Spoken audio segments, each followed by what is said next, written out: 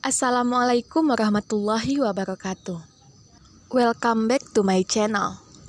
Pada konten sebelumnya, saya telah membahas mengenai teknik-teknik pengumpulan data. Konten ini masih berkaitan dengan teknik pengumpulan data, namun menggunakan teori yang berbeda.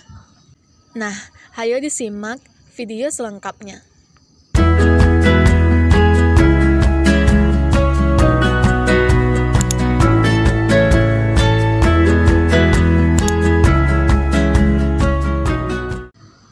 Kali ini kita akan membahas mengenai strukturalisme genetik atau strukturalisme historis.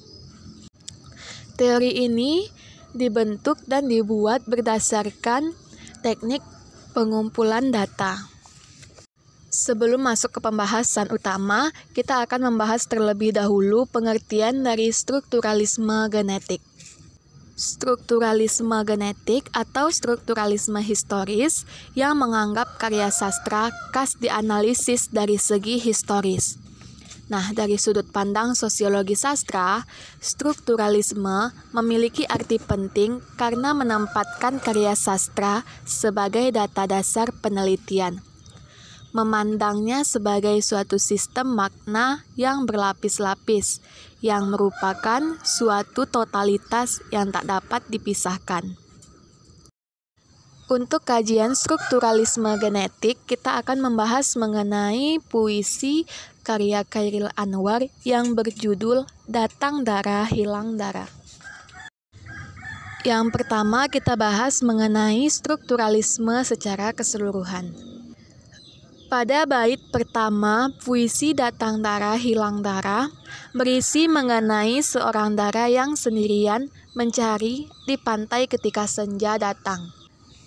Bait kedua berisi mengenai dara yang tak ingin pulang sampai ia bertemu dengan apa yang dicarinya.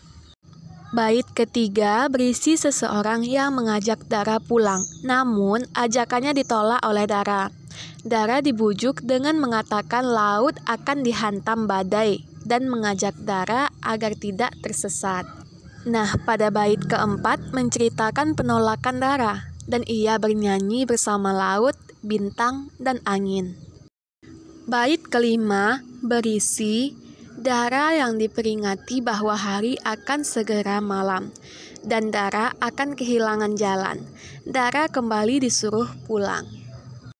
Untuk bait keenam, mengisahkan bahwa dara sudah menjadi elang, bebas, melenglang kiri dan kanan. Nah, untuk bait ketujuh, berisi larangan ke laut karena air laut sebentar lagi akan tinggi ombaknya. Dara disuruh pulang kembali. Di bait ke-8, dara semakin menantang perkataan yang menyuruhnya pulang dengan mengatakan bahwa dia adalah getaran yang menjadikan gelombang. Dan untuk bait ke-9, berisi seseorang yang mempertanyakan keberadaan dara yang telah hilang. Pada bait 10 yang menjadi bait terakhir dalam puisi ini, berisi keadaan kelam dan tidak ditemukannya keberadaan dara dimanapun. Pembahasan yang kedua mengenai genetik puisi. Seperti yang diketahui bahwa Chairil Anwar merupakan sastrawan angkatan 45. Puisi-puisinya menjadi peletak dasar puisi yang bergenre baru dalam kesusastraan Indonesia.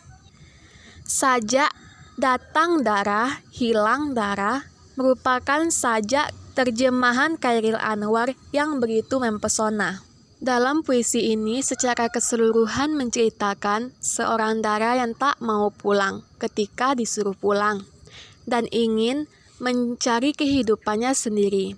Si dara ingin bebas dalam menjalani kehidupannya dan ingin merasakan segala rasa yang tak pernah ia rasakan. Hingga akhirnya si dara hilang bersama laut, yang diartikan sebagai seseorang yang menunggu kematian, tanpa seorang pun yang mengetahui atau membantunya. Untuk inti dari puisi ini adalah nasihat yang bersifat filosofis. Seseorang harusnya mampu mempergunakan pemikirannya agar tidak terjerumus ke dalam hal-hal yang merugikan dirinya. Dalam mengapresiasi puisi, metode yang dapat dilakukan bermacam-macam. Nah, strukturalisme genetik ialah sebuah teori yang menjelaskan struktur tersebut dengan memperhatikan relevansi konsep homologi. Kemudian kelas sosial yang dimaksud Goleman adalah kelas yang mempertahankan relevansi struktur. Nah, berikut ini merupakan daftar pustaka dari kajian strukturalisme genetik dalam teknik pengumpulan data yang dilakukan dengan studi pustaka.